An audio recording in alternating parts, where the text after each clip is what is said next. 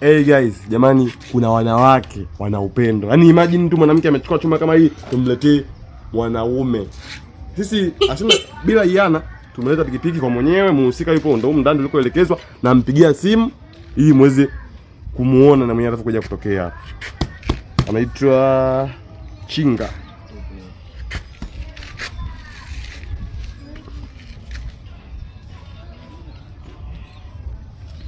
Halo.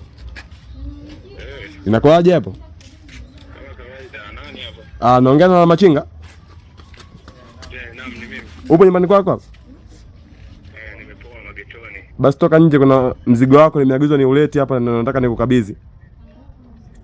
Mzigo? Toka nje kuna mzigo wako blaza. Sina ratiba ya mzigo leo. Ilo toka tu nje utauona mzigo wako kwanza. Ni surprise kutoka sijui kwa mpenzi wako. Tunamsubiri. Oya kaka, kwa huku bwana. Huku. Fanya uwai mzigo wako. Karibu brother, wewe nahisi wewe ndo la Machinga? Ni la Machinga mwenyewe. Sasa huu mzigo ni wako. Umetoka kwa mpenzi wako. Sasa mpenzi brother? Ndio mpenzi. Unaye? Naye kabisa na nampenda sana kwa kweli. Sasa ndo ametuagiza tukuletee hii pikipiki. Kwa hiyo ila hii pikipiki ina shaiti moja tu kabla hujaipata. Taja jina la mpenzi wako. Hapa ni kumtaja tu. Ukimtaja unachukua stoma lako, funguo hii hapa. Pikipiki ni ya kwako. Yaani kumtaja tu jina, pikipiki ya kwangu. Jina la wewe mpenzi wako ambaye mkununulia pikipiki. Unaondoka na hii pikipiki. Jina lake nani? Mimi simtaji mtu.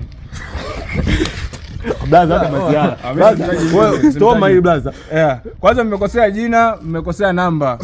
Mmekosea jina, mmekosea namba. Mimi hiyo zawadi baki nayo bwana. Wewe la Machinga yake? Mimi sio Machinga, mmekosea namba. Lodi basi.